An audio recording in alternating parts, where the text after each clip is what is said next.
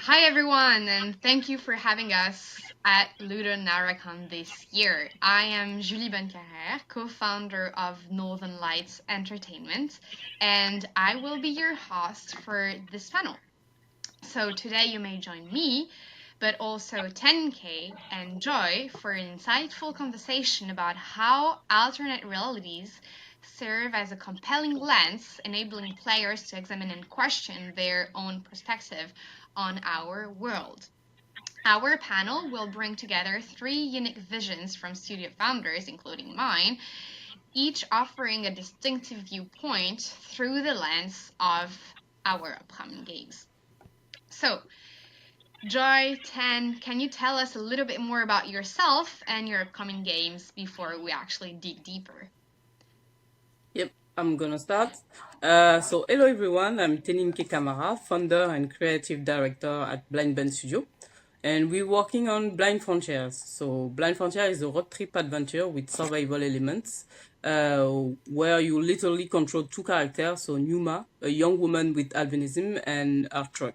So your goal will be to navigate a decaying post-war environment on foot and by truck to unveil the golden city, like the El Dorado. In this game, resources will be your best chance of survival, but the main challenge will be to seek acceptance and overcome stigma.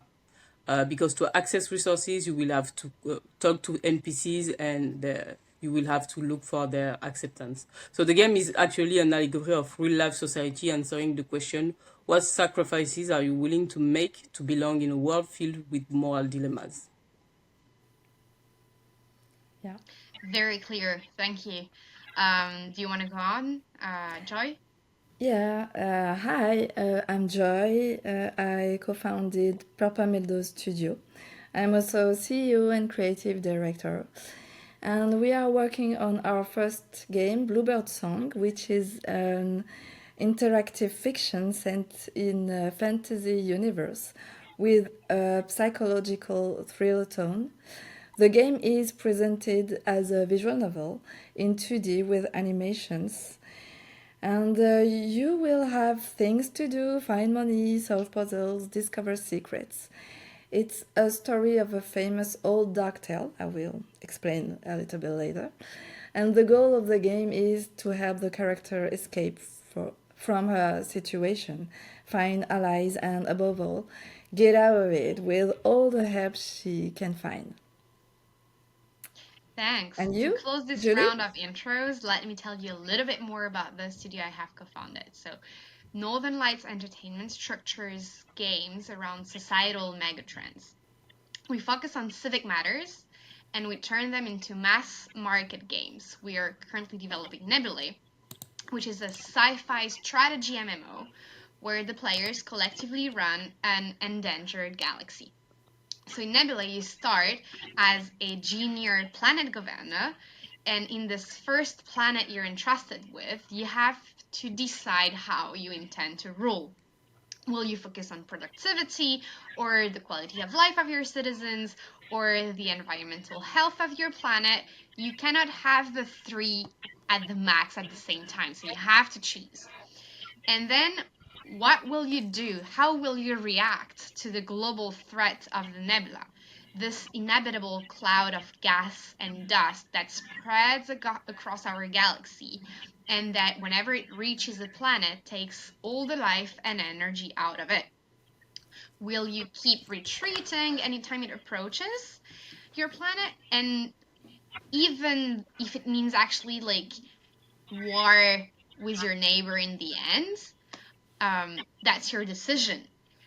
And all of these decisions will set your objectives in front of the other players, which means that each player will have his own agenda, and some players with different agenda will have to actually collectively decide what the nation will subsidize as a decision. For example, like where will the nation go?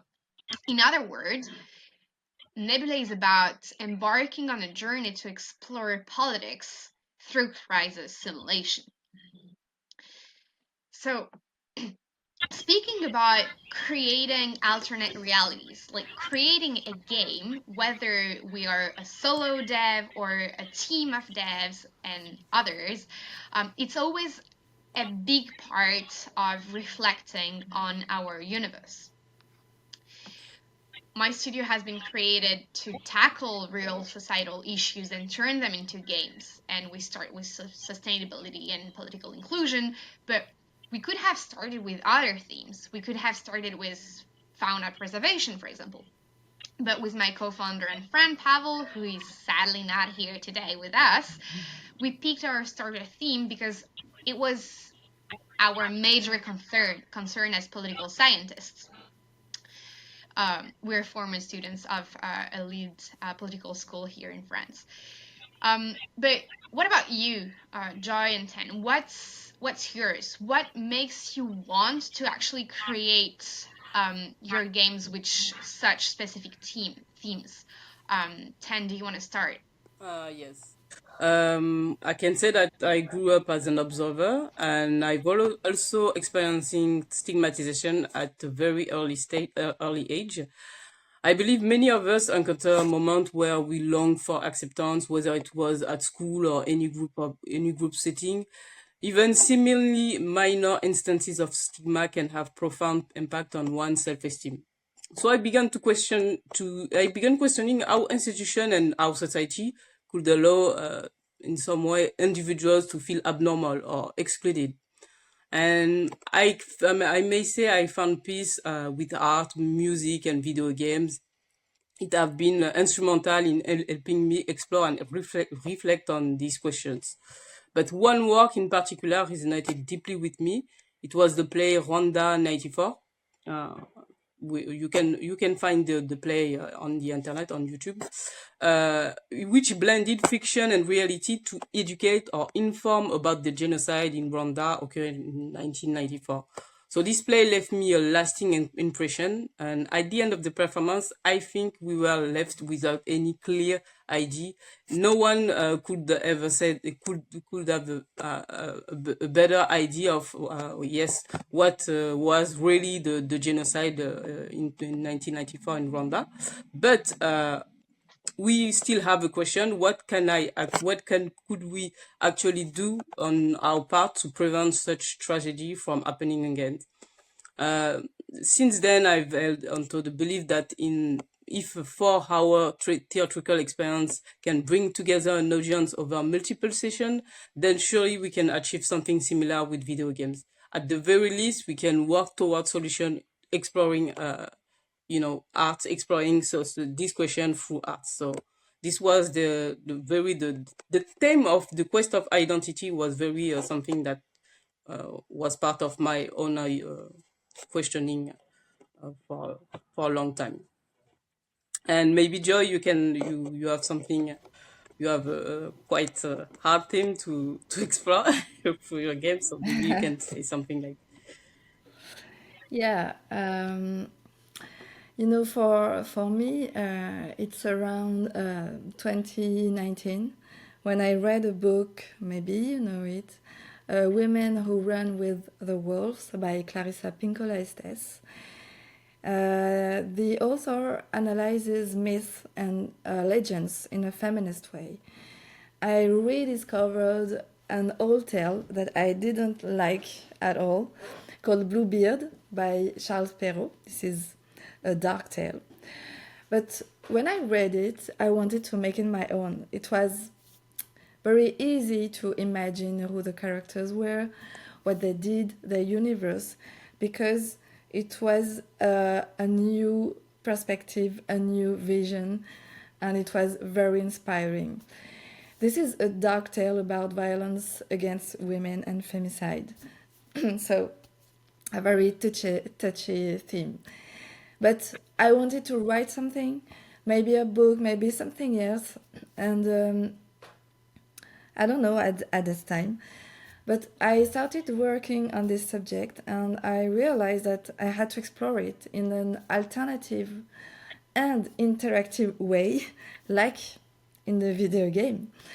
Because when you read something linear, And when you can interact with the characters and the narratives and be immersed in them, it's not the same. So I started to find a team and we worked on the project. But quickly, the questions we asked ourselves were how to tell the story, how to play this story with this particular theme. How can something so dark can be a good experience? So, yeah. Yeah, And you, Julie? yeah, it's interesting how you both mentioned previously existing entertainment content, a play or a book. Obviously, we've had some inspirations that come from the entertainment industry as well. Like we're gamers with my associate since we can handle a controller, so that's been like years. And we do have some references, recent or old, such as like O Game or even Line or Stellaris or Civilizations or the Democracy series, and I could name like 20 others maybe, but actually the main reason why we're doing what we're doing is because of the real world. Um, we if we look at this year, 2024, it's the biggest year in history for elections around the world, with more than 50 countries that will have to vote or have voted already for national or regional elections. That's like 4.2 billion people around the world. And yet, the abstention levels kept rising during the latest polls and votes in most of these countries. And the feeling of disbelief, of doubts, are strong, and most people declare to vote for the least worst candidate. And when they do favor one, after the election, the victory feeling is easily undermined, either because of the lack of power of the elected ruler in front of other political entities, or their inability or unwillingness to deliver on the promises made to the citizens. And the alternatives to a peaceful transition of power are wars and revolutions, which are very scary and not an option. So we wanted to create a space where people could actually experiment with politics without facing the barriers and threats that exist in real life. We wanted people to be able to take part into an election, to become some deputies, some ministers, maybe some presidents. And we're not here to say that a regime is better than another. We have designed Nebulae so that whatever the players choose, they have an opportunity to win. They can win either as loyalists or rebels, and in a monarchy or in a democracy or in a totalitarianism. So it's all made for experimentation. What about you girls? I mean grown up girls, like ladies. How do you make sure that you create something that is deep and not just centered around our beliefs or either just where we come from? So how do you manage to, work on such complex and current themes?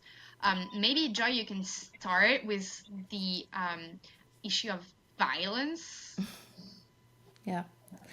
Yeah, it was a motivation for us to explore the theme through a female perspective.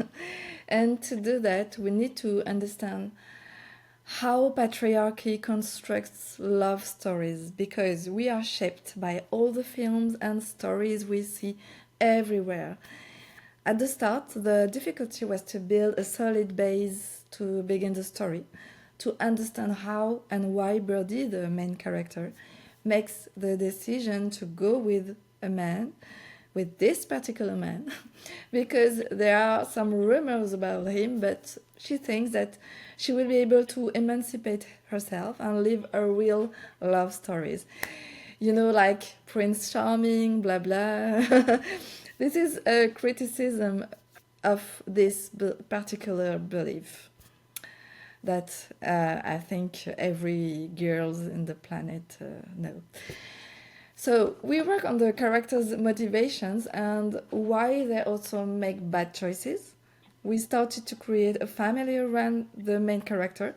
We have imagined complex situations for them, and with that, we add some plots and subplots. For example, the mother is a widow and she has to find a solution to pay the bills. And at that time, in the 19th century, women were not allowed to do business. So, as a player, you can question the direction the characters want to take, but it comes at a price because the endings depends on your choices. So, as a creator, we wanted Birdie follow the path because there is no alternative. In the beginning, it's natural. It's just a girl falling in love with a man. We wanted to explore how this banal situation can go wrong and to understand how the man takes advantage of these situations. So, we also work with a psychologist in our team as a sensitivity reader, and she helps us make sure we are going in the right direction and not creating trauma. But don't forget that this is a fantasy universe, so we can use magic and characters that don't exist. And this creates a distance between the reality of the story and the player. It's really interesting that you mention fantasy. It's actually something that we decided to use as well.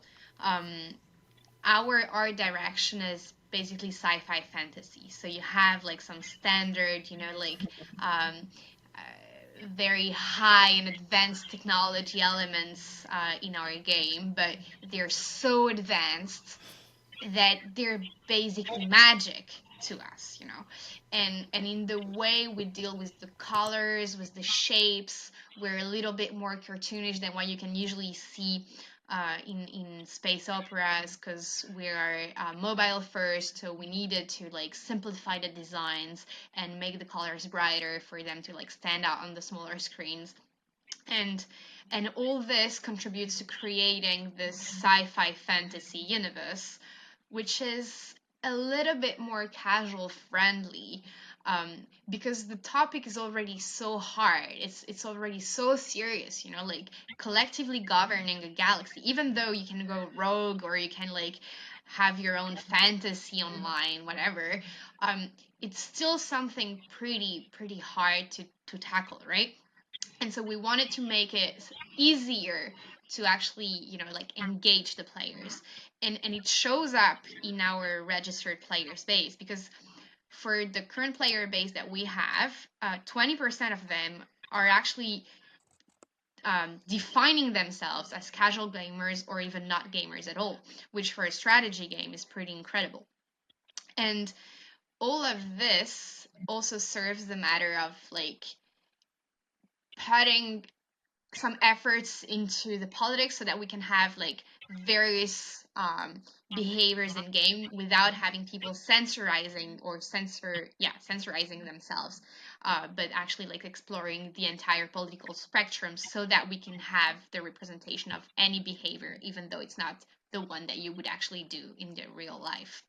What about you, Ten? Like how does that go in your game? Yes, for Blind Frontiers, yes, the theme is the quest of the identity, right? So for Blind Frontier, we drew strong inspiration, in fact, from the Erving Goffman's work. It's a sociologist, and we heavily relied on two of his books, so Stigma and The Presentation of Self.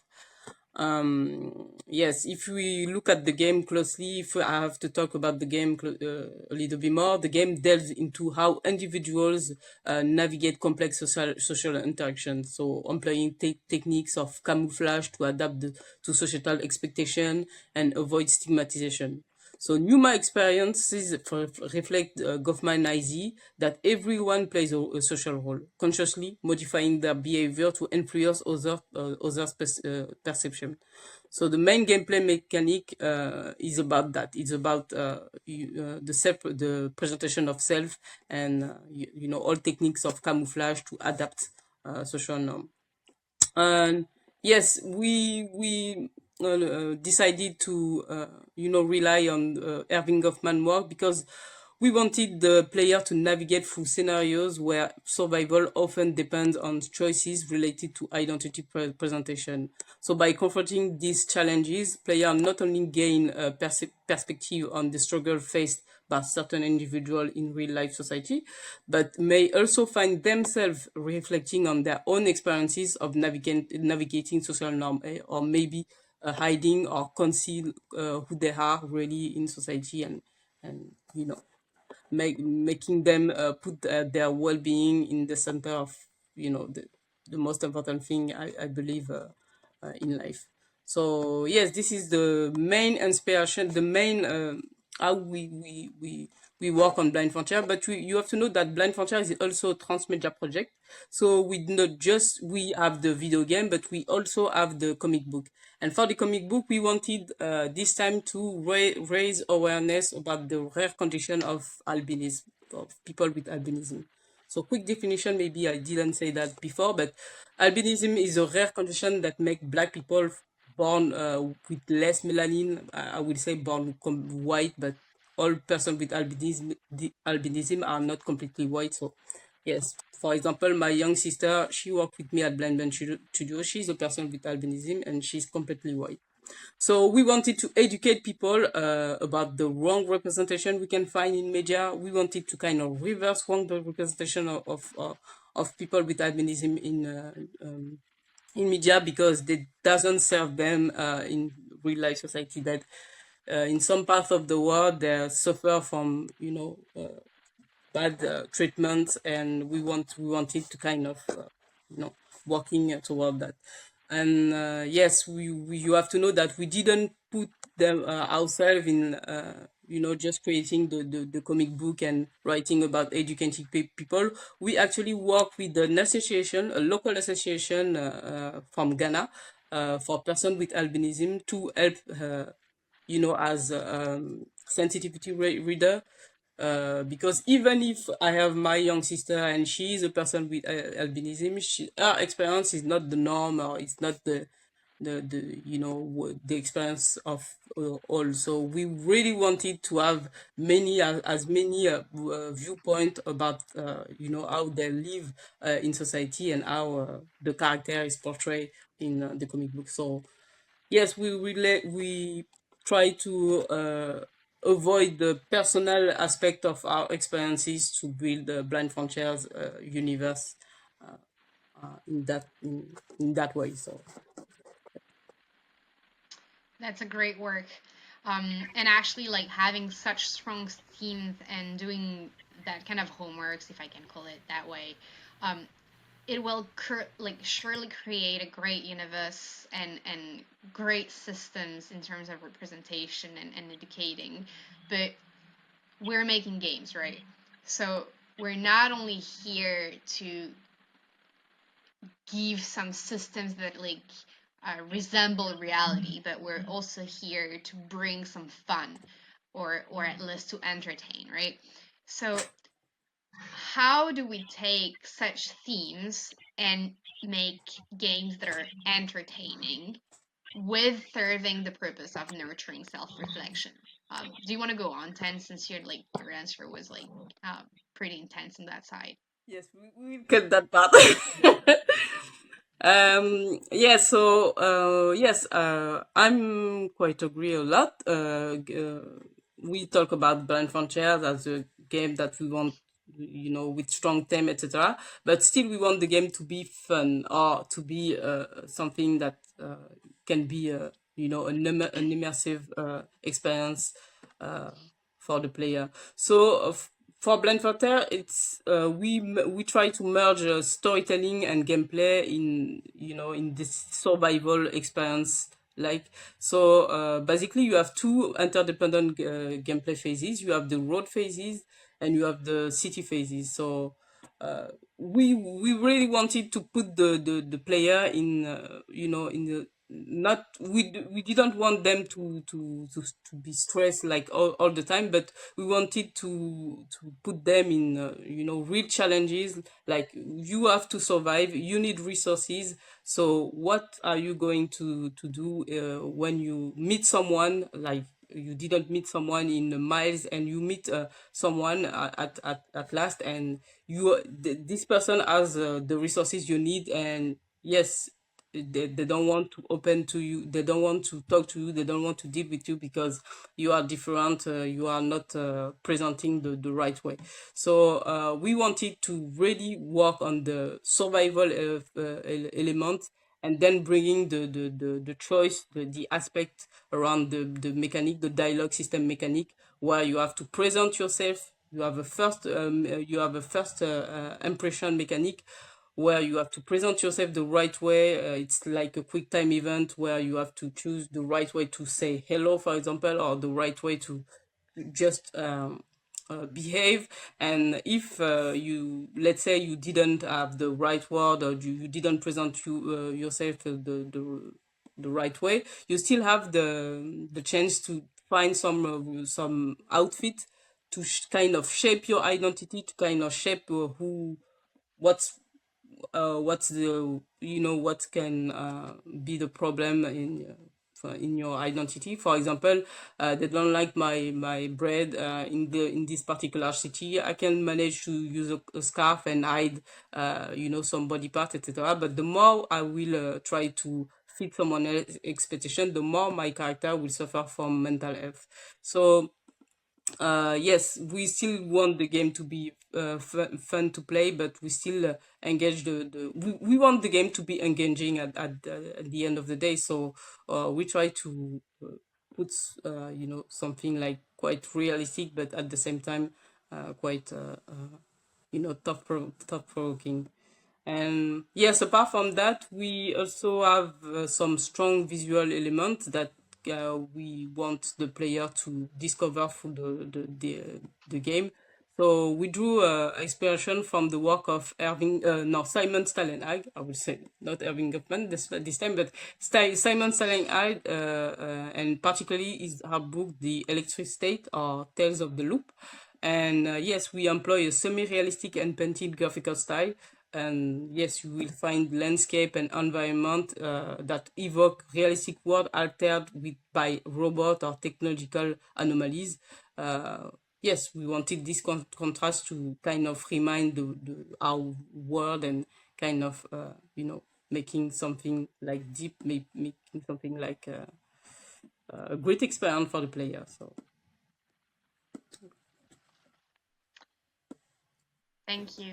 And you mentioned, like, in one of our previous conversations, because we had the chance to meet before, that you also use the music to showcase some West African cultures, right? yes, yes, that's a great point, because actually I've always forgot to mention that, but this is part of the game that I'm really proud of. So yes, I'm from West Africa, so I decided to put the griot. We have a character, like in narrative game, we have this character called the mentor, and we wanted to replace the traditional mentor by griot. So a griot is someone in West African culture that they know the knowledges of the world. They transmit the all knowledges of the world through oral tradition and with an instrument. So it's the kora, or it could be another instrument, but yes, this is a particular music from West Africa that you will have the chance to discover in Blind Frontiers. And yes, you will have to interact with them if you want to know more about the world, and to know more about some of the city, because they know everything, right? So you have to talk to them. So thanks, So, Julie, for that point. no But yes, problem. for you, what about you with Nebulae? How do you manage to make the game fun? Because yes, everyone likes to play political games, but your game is more deep than the majority of political games. So how do you make it fun for players? How do you manage to make it fun? I wouldn't say it's the depth that is the problem. Okay, so if you look at like political games that currently exist and that are available, and some of them I've already mentioned before in this talk, but so basically, like, people spend like hundreds like 100 million, it's actually like 110 million of hours per month on political games on Steam. And I don't have numbers for outside of Steam, so that might go even like further. But most of these games use politics as a narrative, or are solo games, or have few multiplayer kind of settings. And our major challenge is that not only we have the depth into the political models that are not here only as a narrative, but we also bring in the collective governance. And we want the complexity in this collective governance. We want several regimes. I mentioned democracy, I mentioned monarchy, I mentioned totalitarianism, and spoiler alert, we're thinking on adding some other ones for like some additional content. And we want each of these regimes to have their specific gameplay. You don't progress in the same way if you are in a monarchy or if you're in a democracy, for example. And we want the players to be able to collectively decide for those regimes what is their economic strategy. What is their foreign policy? Will they be on peace with their neighbors or at war? And then what is the survival effort of their regime?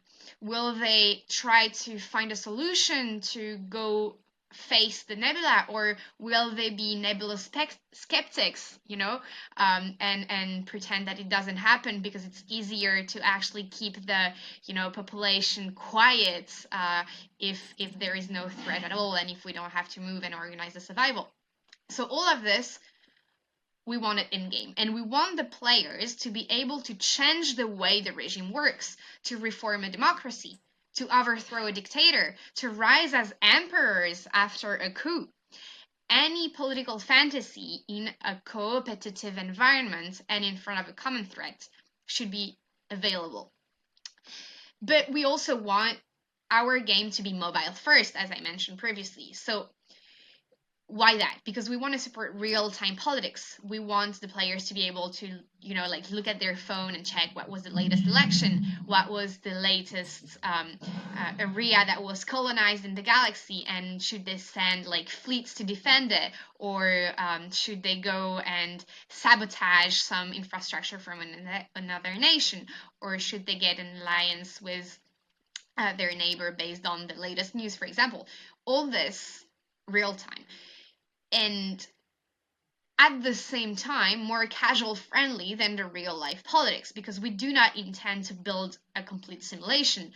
First of all, that would be too long to put in place.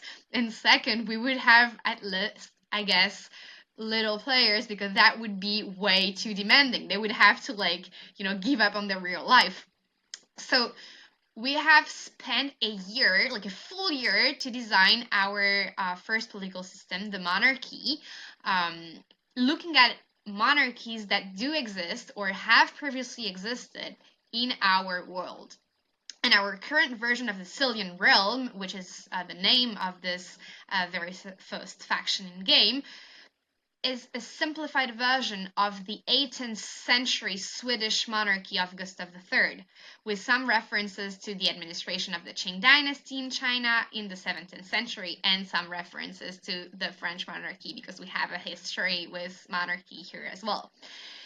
And all of this was made to tailor create a monarchy that is a little bit simpler, with less levels and positions of power than what we can observe in history, to make sure that first we need a minimum of players to actually run it out, and second, so that the positions of power are easily understandable by the players in game, and that they can discover them as they progress throughout their experience in game. And so to do that, to decide what was that very minimum of player, we've run paper tests for more than 50 plus concurrent players. So imagine splitting 50 people in a real life setting in 2 provinces and a royal council and ministers, and run some board games different for all of them, simulating part of the gameplay that will happen inside the game on their device online in the end. And all of this with 5 different people from our studio to overview the actions and decision processes live. That was a very, very complex process, but it saved us a lot of dev time because we could see live what roles and actions were driving the gameplay and, most importantly, the fun. And that's how we discovered that people like to compete, and that's for sure. But like, what works the best for our kind of game is not the individual competition, but mostly the group competition. So people competing as regions against regions had like more fun and were more engaging than people competing by themselves. And you could say, oh yeah, that's logic, that's why like the guild mechanisms exist and so on. But no one has done it in the way we're actually making it for a political setting, and turning it into like political parties and regional entities and so on. And as a side note, we've actually been granted the Young and Innovative Company status in France, which is given by the Ministry of Education and Research here, for the design of our political regimes, which comes with a few financial advantages alongside the glory. So pretty cool. So that's for us how we we make sure that we have the fun with such a complex game. What about you, Joy? Because we've had Ten's insight on this. How do you make a game about violence made to women entertaining? And is it actually an objective for you? Yeah, it's an interesting question. It's very, very interesting to understand how you build your games and the different politics. For us, this is a fairy tale. We rewrote it, but this is still a fairy tale. And, if you play a horror game or a thriller or something like that, the fun is not the same as when you play a game like Zelda. It is another type of entertainment. So if I say, hey, it's a game about violence against women, it is not fun. So that's why we choose to do more like, some authors who write some weird stuff. Like there are some women we call her weird women writing weird books, and they use a mix of different genres like supernatural, horrors, feminism, strange, fantasy, etc. They mix a lot of things, even sci-fi. So we play with that, and we are closer to a gothic atmosphere, like in Edgar Allan Poe's novels, or Frankenstein from Mary Shelley, even Lovecraft. And the manor, the scene where the story takes place, is also like a character. We like to play with that. And this is a narrative game, and the mechanic is like a film direction, because we think about each scene with a specific thing to do or the emotion we want to create. So it's a mix between text and gameplay mechanics. For example, there is a scene in a ruined cathedral. You have to click on different stained glass windows to discover the history of the chapel, what happened to the people who lived there. And it's a very dark story, but you have to listen to the song and read the lyrics to discover it and collect the memory, because you have to collect a lot of things in the game. And like in It's a Fairy Tale, we choose to write in verses, in poetry. So we play with the words. We don't want to explain everything, because we just want them to play for themselves. The player will be surprised by the situation and the story, or maybe the dialogues. The fun is into the experience itself. When you solve puzzles and decode or write a coded message, when you meet goats or good or evil creatures, like in gothic horror games. And to finish the games, you must collect as much as possible memory. You have to find money. You have to take care to take the right direction, because your choices and everything will have will drive the direction, and you have different endings in the game. So if you don't want your character to die, you have to be careful of these different things. This game is also political because the theme is political.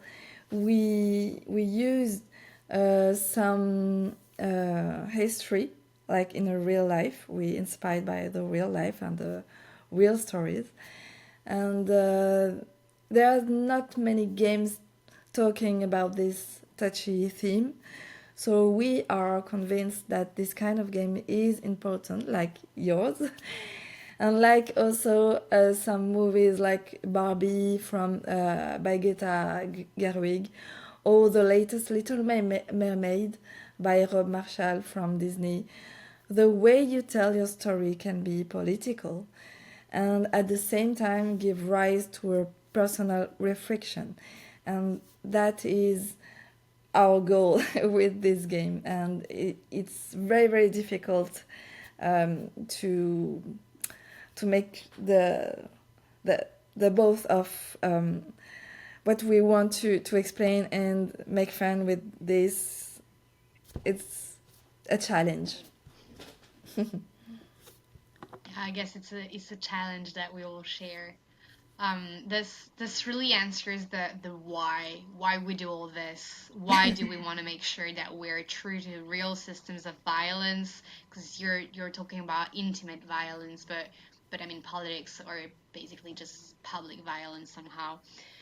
Um, Even though our games are set in fictional worlds, I mean fictional stories and sometimes even fictional worlds like My Galaxy, they address issues that resonate within our own worlds, and that's why the credibility of their models and systems is crucial, and that's why working with experts, psychologists, or digging into the history of political regimes is so important.